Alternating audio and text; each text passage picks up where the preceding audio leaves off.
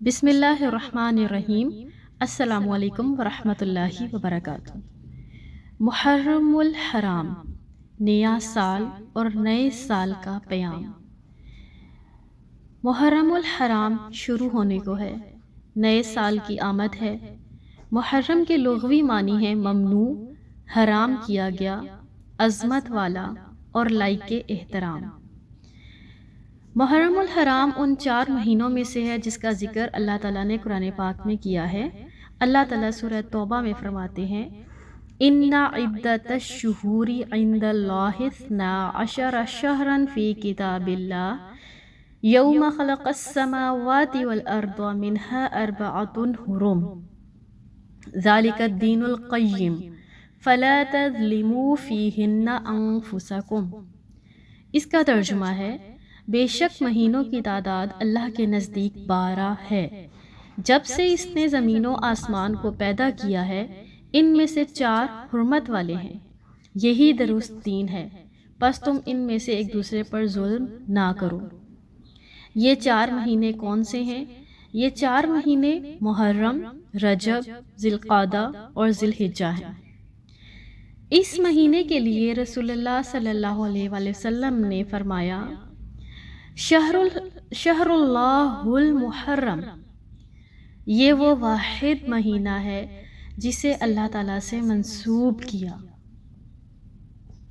اس خاص مہینے کی اتنی اہمیت، اس مہینے میں کرنے کے کام بھی ہیں جو اس کی اہمیت کو مزید بڑھا دیتے ہیں۔ وہ کون سے ہیں؟ سب سے پہلے دوسروں کی جان، مال، عزت و احترام کا خیال رکھنا ہے۔ ابن عباس رضی اللہ عنہ سے روایت ہے کہ رسول اللہ صلی اللہ علیہ وسلم نے حجۃ الوداع کے موقع پر فرمایا تمہارا خون، تمہارا مال اور تمہاری عزت ایک دوسرے پر اسی طرح حرام ہے جس طرح تمہارے آج کے دن کی، اس شہر کی اور اس مہینے کی حرمت ہے۔ صحیح البخاری میں یہ حدیث ملتی ہے۔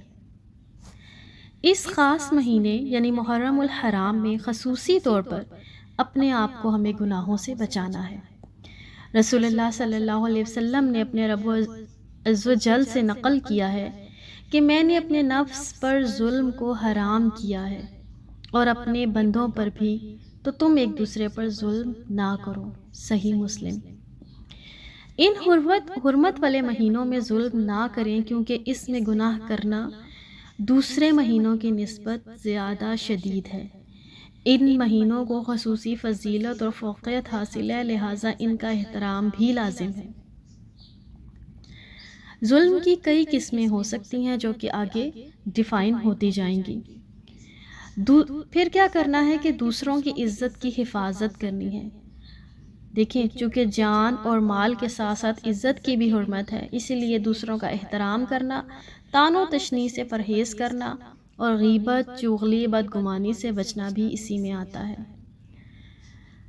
دوسروں کی عزتوں سے کھیلنے والوں کا انجام یاد رکھیے، دنیا میں بھی برا ہوتا ہے اور آخرت میں بھی برا ہوتا ہے۔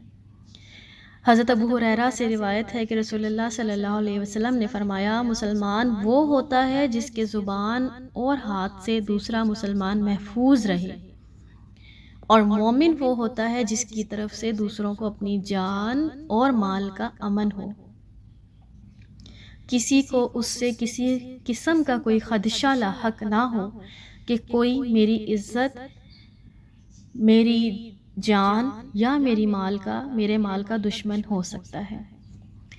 پھر دیکھیں دوسروں کے حقوق ادا کرنے کی طرف خصوصی توجہ دینا۔ یہ حقوق ادا کرنے کا مہینہ ہے۔ دوسروں کے جو بھی حقوق ہیں، چاہے چھوٹے چاہے بڑے، انہیں ادا کرنا ہے۔ سیدنا عبداللہ بن عمر رضی اللہ عنہما کی روایت ہے، ان کی روایت کے مفہوم کے مطابق یہ بہت بڑے گناہ کے کام ہیں۔ وہ کون سے ہیں؟ شادی کے بعد ضرورت پوری کر کے مہر نہ ادا کرنا، دوسروں سے کام کروا کر مزدوری نہ دینا، کسی چوپائے کو بلا وجہ جان سے مارنا۔ یہ وہ 3 کام ہیں جن کو بڑے گناہ قرار دیا گیا۔ انہی کو اگر اپنے عام روزمرہ زندگی میں قیاس کریں تو سمجھ آئے گی کہ اجرت نہ دینا، مزدوری نہ دینا مزدور کے لیے کتنا تکلیف دہ ہے۔ ہمارے گھروں میں میڈ آتی ہیں، ان سے ضرورت سے زیادہ کام کروانا اور پھر ان کو ان کی محنت کے مطابق رقم مہیا نہ کرنا، ان کی ضروریات پوری نہ کرنا ان کے لیے بہت تکلیف دہ چیز ہے۔ پھر دوسروں کے مال کی حفاظت۔ کوئی مسلمان کسی دوسرے مسلمان کی کوئی بھی چیز ہرگز نہ لے، اگرچہ وہ چھوٹی سی ہی کیوں نہ ہو، کیونکہ اس پر بھی عذاب ہے۔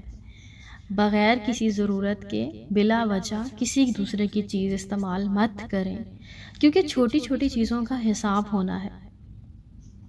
چھوٹے ہوتے سے اپنے بچوں میں اس ہیبٹ کو ان کے اندر ڈال دیجئے کہ کسی کی چیز استعمال نہیں کرنی، اور اگر ضرورت شدید ہے تو پوچھ کر اجازت طلب کر کے اس چیز کو استعمال کرنا ہے۔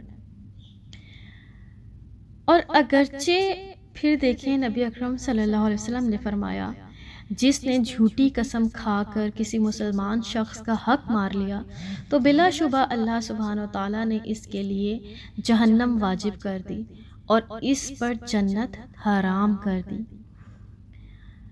تو ایک شخص نے کہا کہ اگرچہ وہ کوئی معمولی سی چیز ہو تو بھی اے اللہ کے رسول صلی اللہ علیہ وسلم، تو آپ صلی اللہ علیہ وسلم نے فرمایا اگرچہ وہ مسواک کی شاخ ہی ہو۔ مسلم میں یہ روایت ملتی ہے۔ اللہ تعالیٰ کے بندے تو وہ بندے ہوتے ہیں جنہیں دیکھ کر اللہ تعالیٰ یاد آ جائے، اور بدترین وہ ہوتے ہیں جو غصہ کرنے والے، جو غلخوری کرنے والے ہوں اور دوسروں کے درمیان جدائی ڈالنے والے ہوں۔ اس لیے اس ماہ میں زیادہ سے زیادہ صلہ رحمی کی طرف توجہ دینی ہے اور رشتوں کو جوڑنا ہے، رشتوں کو کاٹنا نہیں ہے۔ یوم عاشورہ کے روزے کے متعلق بھی ہمیں ایک بہت پیاری حدیث ملتی ہے۔ آپ صلی اللہ علیہ وسلم سے عاشورہ کے دن کے روزے کے بارے میں پوچھا گیا تو آپ صلی اللہ علیہ وسلم نے فرمایا یہ پچھلے 1 سال کے گناہوں کا کفارہ ہے۔ صحیح مسلم میں یہ روایت ملتی ہے۔ ایک صحابیہ فرماتی ہیں کہ رمضان کے روزے کی فرضیت کے بعد بھی ہم عاشورہ کے دن کا روزہ رکھتے اور اپنے بچوں سے بھی رکھواتے تھے۔ انہیں ہم اون کا کھلونا دے کر بہلائے رکھتے کہ جب کوئی کھانے کے لیے روتا تو وہی دے دیتے یہاں تک کہ افطار کا وقت آ جاتا۔ اسی طرح جب رسول اللہ صلی اللہ علیہ وسلم مدینہ تشریف لائے تو یہود کو یوم عاشورہ کا روزہ رکھتے دیکھا تو پوچھا تم اس دن روزہ کیوں رکھتے ہو؟ تو انہوں نے جواب دیا یہ عظمت والا دن ہے، اس دن اللہ تعالیٰ نے حضرت موسیٰ اور ان کی قوم کو نجات دی اور فرعون اور اس کی قوم کو غرق کر دیا، تو حضرت موسیٰ نے بطور شکر اس دن کا روزہ رکھا، اس لیے ہم بھی روزہ رکھتے ہیں۔ رسول اللہ صلی اللہ علیہ وسلم نے فرمایا موسیٰ سے تمہاری نسبت ہمارے زیادہ قریب ہے، موسیٰ سے تمہاری نسبت ہم زیادہ قریب ہیں۔ اس لیے رسول اللہ صلی اللہ علیہ وسلم نے خود بھی روزہ رکھا اور صحابہ کرام رضی اللہ عنہم کو بھی اس کا حکم دیا۔ مومن کا آئینہ ہوتا ہے، اپنے ساتھ اپنا ایک ایمان کا ساتھی بنا لیا کریں جو کہ آپ کو ان خاص دنوں میں خصوصی طور پر ریمائنڈ کرواتا رہے کہ کون کون سے اعمال کرنے ہیں اور کن اعمال سے بچنا ہے۔ مجھے بھی دعاؤں میں یاد رکھیے گا۔ السلام علیکم ورحمۃ اللہ وبرکاتہ۔